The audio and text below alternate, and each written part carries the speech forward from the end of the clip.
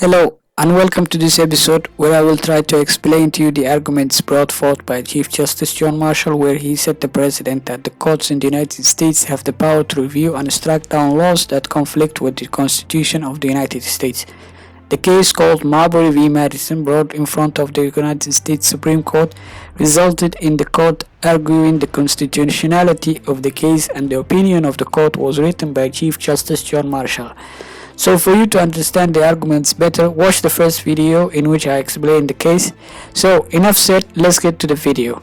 Chief Justice John Marshall made several arguments and brought forth reasons for the court's decision of judicial review. First, Chief Justice John Marshall argued that the way the Constitution of the United States is written establishes judicial review permanently.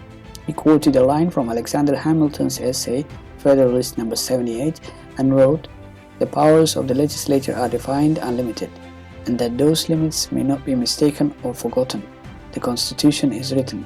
And continued, "Certainly all those who have framed written constitutions contemplate them as forming the fundamental and paramount law of the nation, and consequently, the theory of every such government must be that an act of the legislature repugnant to the Constitution is void."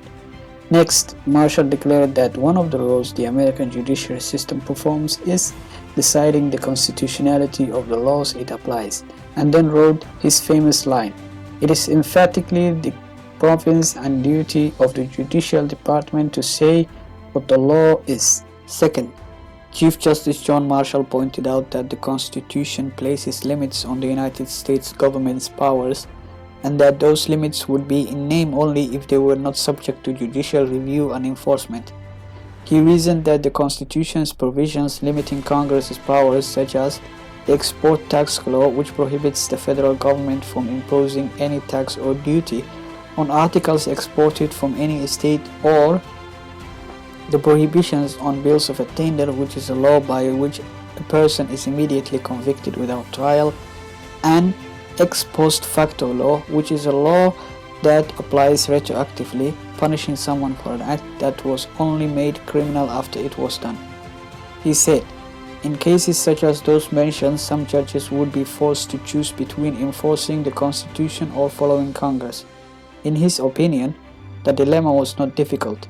Quote, "The question whether an act repugnant to the Constitution can become the law of the land is a question deeply interesting to the United States, but happily not an intricacy proportioned to its interest."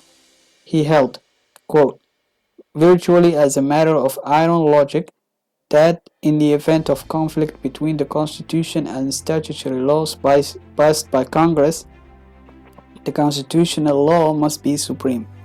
Again, borrowing from Federalist No. 78, Marshall stated, "If two laws conflict with each other, the court must decide on the operation of each. If then the courts are to regard the Constitution, and the Constitution is superior to any ordinary act of the legislature, then the Constitution, not such an ordinary act, must govern the case to which they both apply." Third, Chief Justice Marshall claimed, to deny that the Constitution is supreme over Congress's acts would mean that, quote, "courts must close their eyes on the Constitution and see only the law." And this, he said, would make Congress supreme, since none of the laws it passed would ever be invalid. This doctrine would declare that if the legislature shall do what is expressly forbidden, such act, notwithstanding the express prohibition, is in reality effectual. It would be giving to the legislature a practical and real omnipotence, with the same press which professes to restrict their powers within narrow limits. Fourth, he argued that the authorization in Article 3 of the Constitution that the court can decide cases arising, quote, under this Constitution, implied that the court had the power to strike down laws conflicting with the Constitution. This, Marshall wrote, meant that the founders were willing to have the American judiciary use and interpret the Constitution when judging cases. Fifth, he also argued that federal judges' oaths of office, in which they swear to discharge their duties impartially and, quote, agreeably to the Constitution and laws of the United States, requires them to support the Constitution. Finally, Chief Justice John Marshall argued that judicial review is implied in Article 6 of the United States Constitution, since it declares the supreme law of the United States to be not the Constitution and the laws of the United States in general, but rather the Constitution and laws made in pursuance thereof.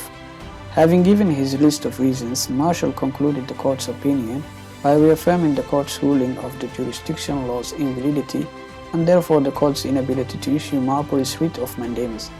Thus, the particular phraseology of the Constitution of the United States confirms and strengthens the principle supposed to be essential to all written constitutions, that a law repugnant to the Constitution is void, and that courts, as well as other departments, are bound by that instrument. The rule must be discharged. Don't forget to subscribe and hit the notification bell. If you like this video, give it a thumbs up and leave a comment down below. Thanks for watching and see you in the next video.